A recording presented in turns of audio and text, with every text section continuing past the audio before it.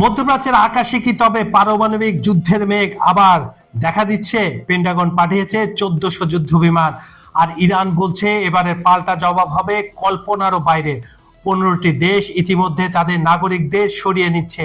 তবে কি আগামী 24 ঘন্টায় বদলে দেবে পৃথিবীর মানচিত্র? নিজের সবটুকু শক্তি ব্যবহার না করে কিভাবে যুক্তরাষ্ট্রকে কাঁপিয়ে দিচ্ছে তেহরান, জানতে হলে ভিডিওটি শেষ পর্যন্ত দেখুন। বন্ধুরা, মধ্যপ্রাচ্য এখন একটি জীবন্ত আগ্নেয়গিরি, যা যে কোনো মুহূর্তে বিস্ফোরিত হতে পারে।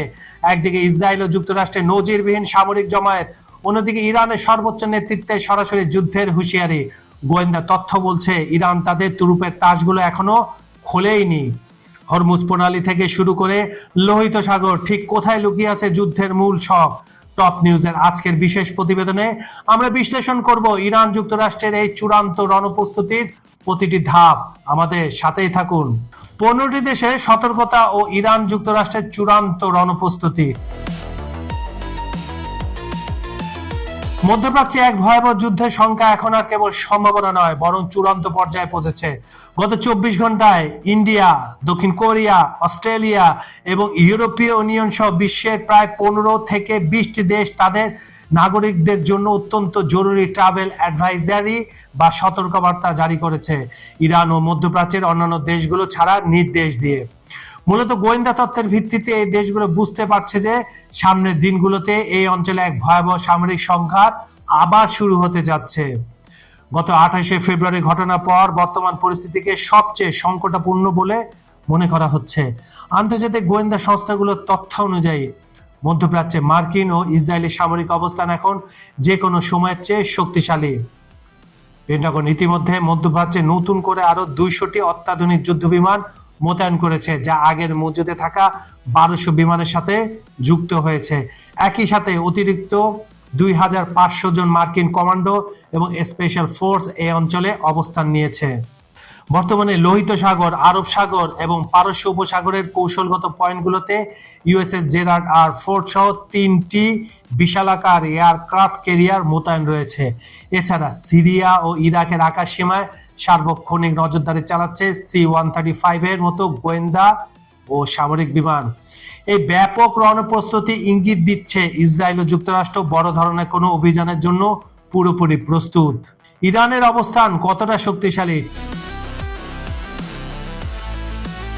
এদিকে ইরানও কিন্তু পিছিয়ে নেই। দেশটির সর্বোচ্চ নেতা মোস্তাফা খামেনি যে কোনো ধরনের আলোচনার পথ সম্পূর্ণ বন্ধ করে দিয়েছেন। ইরানের আভ্যন্তরীণ রাজনৈতিক ও সামরিক নেতৃত্বে এক ধরনের বিকেন্দ্রীকরণ, যা ডিসেন্ট্রালাইজড লক্ষ্য করা যাচ্ছে, যেখানে ইরান সেনাবাহিনীর গার্ড কর্প প্রধান এবং সামরিক কমান্ডাররা সরাসরি অপারেশনালের সিদ্ধান্ত নিচ্ছেন, যেভাবে 40 দিনের যুদ্ধে তারা নিয়েছিলেন। ইরানের পক্ষ থেকে পরিষ্কার ভাষায় জানানো হয়েছে এবারের যুদ্ধে তাদের পাল্টা জবাব হবে অত্যন্ত ভয়াবহ, যার ফলে মধ্যপ্রাচ্যে বসবাসে অযোগ্য হয়ে পড়তে পারে। ইরানের সাধারণ জনগণের মধ্যেও যুদ্ধের পক্ষে ব্যাপক সমর্থন দেখা যাচ্ছে। এক জনমত জরিপে দেখা গেছে 79% নাগরিক মনে করেন ব্যালিস্টিক মিসাইল ও পরমাণু কর্মসূচি কোনোভাবে বন্ধ করা যাবে না। 74% মানুষ মনে করেন হরমুজ প্রণালী ইরানের সার্বভৌমত্ব অংশ এবং এখানে আন্তর্জাতিক হস্তক্ষেপ গ্রহণযোগ্য নয়।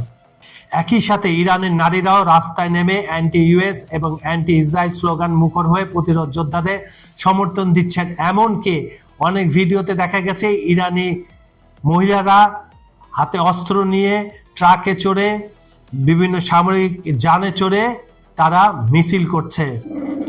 আঞ্চলিক কূটনৈতিক তৎপরতা। যুদ্ধের এই ডামাডোলের মধ্যে ইরানের পররাষ্ট্রমন্ত্রী আব্বাস আরাগচি এক ঝটিকা সফরে পাকিস্তান, ওমান এবং রাশিয়া সফর করছেন। নেইবার্স ফার্স্ট বা প্রতিবেশী প্রথম নীতির আওতায় তিনি আঞ্চলিক বন্ধুদের সাথে নিরাপত্তা ও অর্থনৈতিক দিক নিয়ে আলোচনা করছেন। বিশেষ করে হরমুজ প্রণালীর কৌশলগত অবস্থানে ওমানের সমর্থন এবং পাকিস্তানের সাথে সুসম্পর্ক বজায় রাখায় ইরানের জন্য এখন জীবন মরণ প্রশ্ন হয়ে দাঁড়িয়েছে। অন্যদিকে তুরস্কের গোয়েন্দা বিভাগ আশঙ্কা করছে ইরানকে লক্ষ্য করে কোনো হামলা চালানো হলে তার প্রভাব সরাসরি তুরস্কের উপরও পড়বে। অভিযোগ উঠেছে যুক্তরাষ্ট্র ও ইসরায়েল ইরানকে ধ্বংস করার পরিকল্পনায় তুরস্কের ভূখণ্ড বা আকাশ সীমা ব্যবহারের চেষ্টা করতে পারে। ইতিমধ্যে তুরস্কে বিভিন্ন নাশকতামূলক হামলার চেষ্টা করা হচ্ছে, যা দেশটির জাতীয় নিরাপত্তাকে ঝুঁকির মুখে ফেলেছে। কারণ আমরা দেখেছি তুরস্কের প্রেসিডেন্ট এরদোগান মুখে মুখে ফিলিস্তিনের কথা বললেও তিনি কিন্তু ইসরায়েলের প্রচুর সমর্থন করেন। এটা তুরস্কের জন্য খুব একটা খারাপ পরিণতি হবে ভবিষ্যতে। সব মিলে মধ্যপ্রাচ্যে এখন একটি জীবন্ত আগ্নেয়গিরি। একদিকে যুক্তরাষ্ট্র ইসরায়েলের অত্যাধুনিক যুদ্ধ সরঞ্জাম, অন্যদিকে ইরান ও তার অক্ষশক্তির মরণপণ প্রতিরোধের শপথ। এই পরিস্থিতি বিশ্বের জ্বালানি বাজার এবং ভূ রাজনীতিকে কোথায় নিয়ে দাঁড় করায় এখন সেটাই দেখার বিষয়। নিজেদের সক্ষমতার সামান্যই ব্যবহার করেছে ইরান।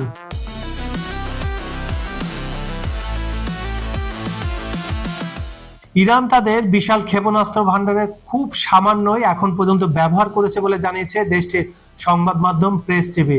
প্রতিরক্ষা মন্ত্রণালয়ের মুখপাত্র রেজা তালাই নিকের মতে তেহরানের অস্ত্রাগারে একটি বড় অংশ এখনো পুরোপুরি অক্ষত এবং অব্যবহৃত অবস্থায় রয়ে গেছে। বর্তমানে দেশটি একদিকে যেমন উচ্চ পর্যায়ে রক্ষণাত্মক অবস্থানে রয়েছে, অন্যদিকে যে কোনো মুহূর্তে বড় ধরনের পাল্টা হামলা চালানোর জন্য সব ধরনের প্রস্তুতি সম্পন্ন করে রেখেছে।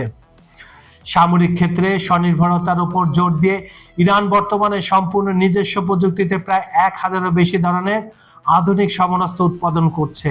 এই বিশাল উৎপাদন প্রক্রিয়ার পেছনে রয়েছে দেশ জুড়ে ছড়িয়ে থাকা হাজার হাজার ছোট বড় শিল্প প্রতিষ্ঠান ও কারখানা। এই বিকেন্দ্রীকরণ নীতির কারণে যুদ্ধের সময় কোনো সুনির্দিষ্ট স্থাপনা শত্রুর হামলায় ক্ষতিগ্রস্ত হলেও ইরানের সামগ্রিক অস্ত্র উৎপাদন ব্যবস্থা অচল হবে না, বরং নিরবিচ্ছিন্নভাবে কার্যক্রম চালিয়ে নেওয়া সম্ভব হবে। হরমুজ প্রণালীর কৌশলগত নিয়ন্ত্রণ।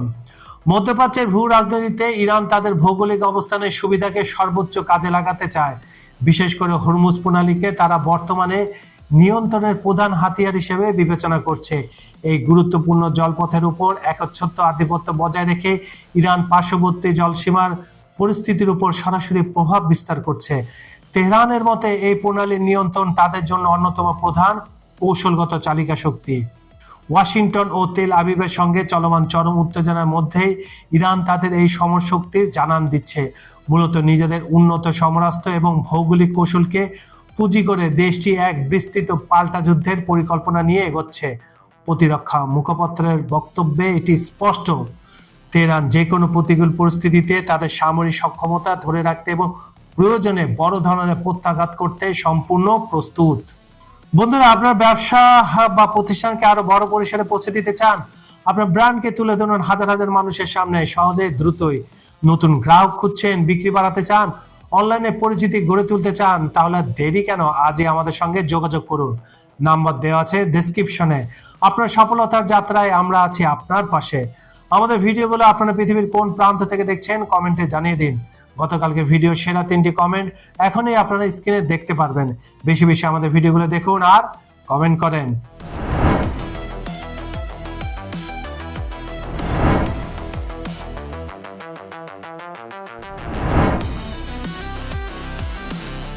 বন্ধুরা, ঘড়ির কাঁটা টিক টিক করে জানান দিচ্ছে আমরা হয়তো ইতিহাসের সবচেয়ে ভয়াবহ এক যুদ্ধের খুব কাছাকাছি দাঁড়িয়ে আছি। পেন্টাগনের 1400 যুদ্ধ বিমান কি কেবল মহড়া, নাকি তেহরানের উপর বড় কোনো প্রলয়ের সংকেত? ইরান কি সত্যি তাদের তুরুপের তাস হিসাবে পারমাণবিক বোমার সুইচ টিপতে চলেছে? মনে রাখবেন, হরমুজ প্রণালীতে যদি একবার আগুন জ্বলে ওঠে তবে তার উত্তাপ আছড়ে পড়বে আপনার আমার রান্নাঘর থেকে শুরু করে বিশ্ব অর্থনীতির প্রতিটি কোণায়। যুদ্ধের এই দাবানল কি রুখে দেওয়া সম্ভব, নাকি বিশ্ব মানচিত্র থেকে মুছে যাবে একাধিক দেশ? পরবর্তী 24 ঘন্টা পুরো পৃথিবীর জন্য অত্যন্ত গুরুত্বপূর্ণ। ইরানের সে অপ্রকাশিত গোপন অস্ত্রটি আসলে কি, তা নিয়ে আমাদের পরবর্তী বিশেষ প্রতিবেদনে আসছে খুব শীঘ্রই।